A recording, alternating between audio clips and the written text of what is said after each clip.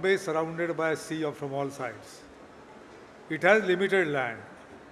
And sky is not the limit here. The reason being that if you take that sky as the limit, then infrastructure will break down. So you have to consider this aspect very much. When you do redevelopment, redevelopment is inevitable.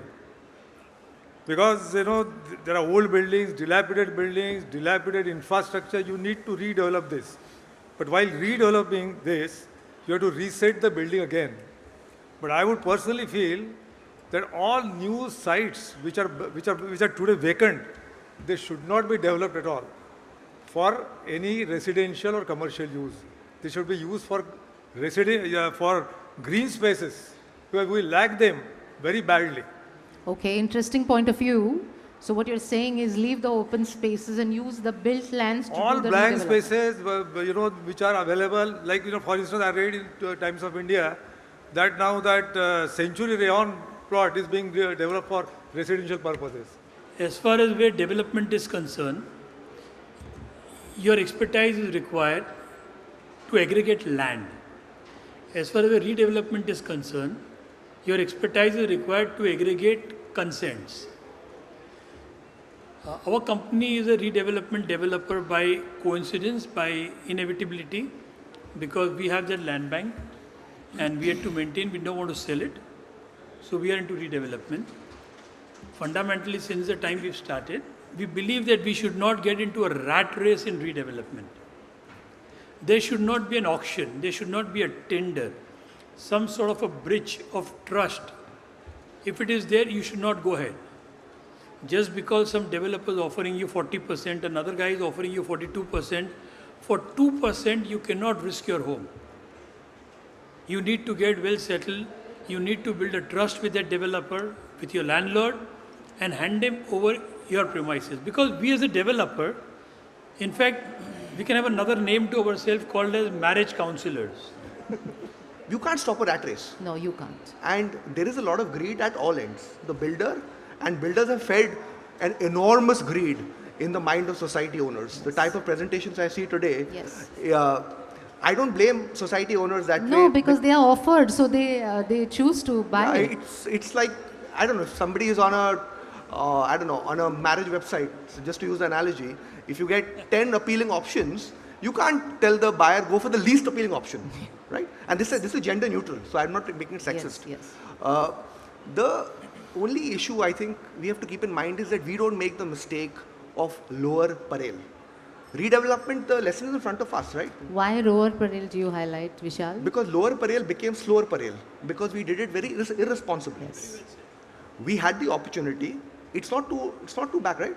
15 years ago, Yes. our lesson is in front of all our eyes. Yes. We had that opportunity, we blew it. Now let's do it in a responsible way.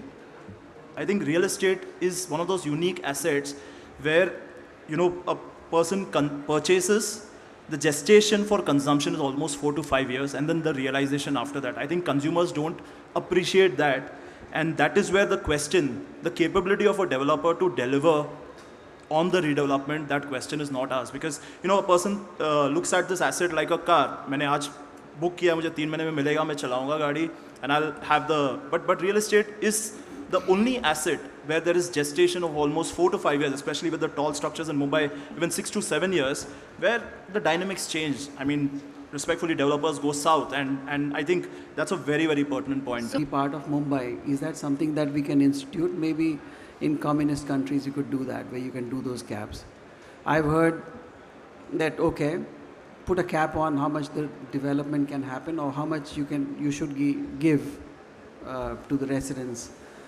Now, if you put yourself in their shoes, are you going to settle for a lesser deal? It's like going to a shop and saying, okay, now you pick up a product which is more expensive, or you get less for the same money.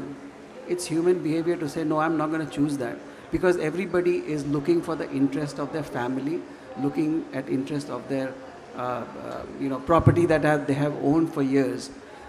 And another analogy that I want to say that, okay, if you put government should step in and say, okay, this is the ratio or whatever multiples that you give to an owner, let's put a restriction on CEOs and CXOs or any position. The government says, okay, you cannot make salary beyond this.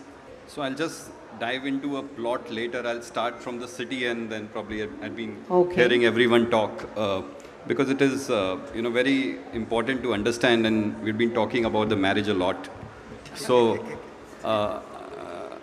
in a marriage, after a few years, you'll have a child.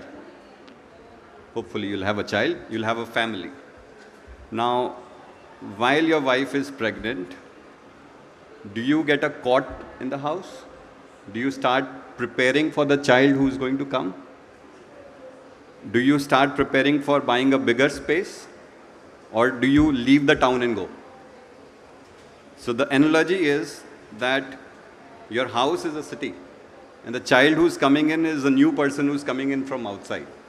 So there's a way that, can you cap it? Like I think, Rakesh, rightly said, these are utopian thoughts. I mean, you want the cities to thrive by not restricting people to come, but inviting them to come. We'll be foolish if we, restrict people to be coming. And that's the mistake that Bombay did in 90s, wherein we stopped commercial, happening here. All the commercial went to Pune, Bangalore, Hyderabad. We design architects face a lot of problems, like how to, convince them कि क्या उनको चाहिए, and बस, नीचे वाले को tenant को नीचे दे दो, ऊपर sale में दे दो, बस work it out something and give some design which is outstanding and sellable and this and that, and what will happen to the context? Our Mumbai has got a fantastic architecture, right from Art Deco, colonial, nothing has been taken care of. बस छज्जा मार के 2 feet का 1.5 foot का maximum 1.2 metre का, अभी तो उसके ऊपर भी ग्रिल अलाउ कर रहे हैं. That also builders sell it off that कि this is the area we are giving you to use.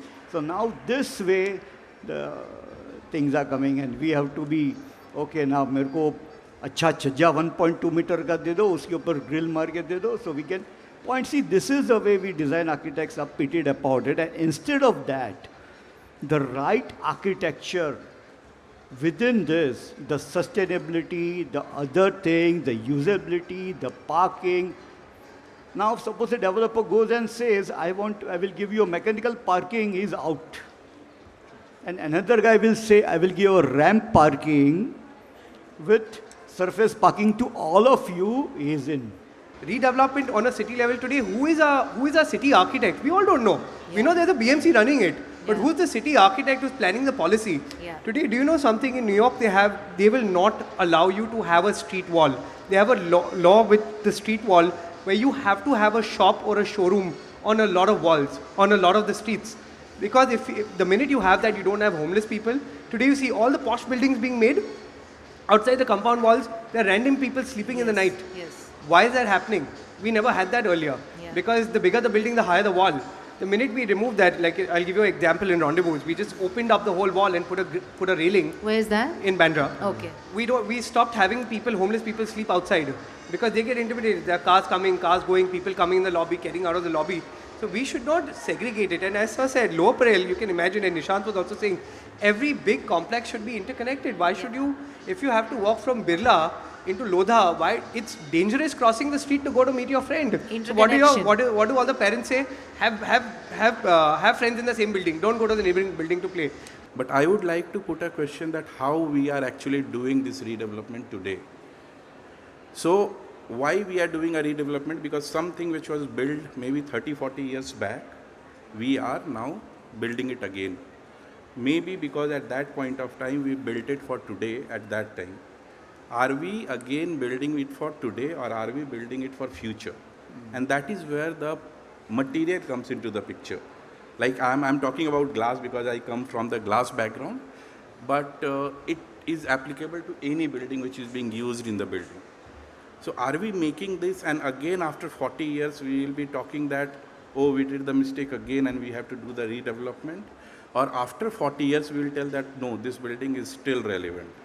Whole awareness about design is very important. We go back to all these forts and fortresses and the temperature is 10 degrees and 20 degrees cooler inside. Look at the basic principles of design. You just start applying and thinking of those. And incidentally, we are looking at these, all the, technology, or you say natural way of cooling a building is there. Like, for example, using these Rajasthani jalis, they have tapered section. It cools the air that when goes through. It's free cooling for life. So start looking at those principles so that people feel comfortable. And one of the things that, everybody can take is, can I make my complex 10, perceptible temperature, can we bring it down to 10 degrees? Because every city is becoming hotter by 10 degrees. And perceptible temperature can be brought down. Imagine the comfort. And I'm respectful for the fact that, we don't have an infrastructure. Hopefully it'll catch up, and, all these bubbles will become part of a larger bubble that we'll enjoy, or a coming generation will do. Redevelopment is no longer optional, it's inevitable. So there's no looking back. If you ask me, it excites me the most personally. It's my opinion, even being a moderator here. But I think it's a second chance. And I think not everybody gets second chances, especially a city like Mumbai. It is a second chance, but all of you here, it's a very responsible second chance. We have an option to make the most amazing city once again, which very few people get to do. And we must make one where all the other cities in the world look up and say, wow, this is the model that we need to go to. I think that is the aspiration that we can take it, because it is a huge opportunity, in my opinion.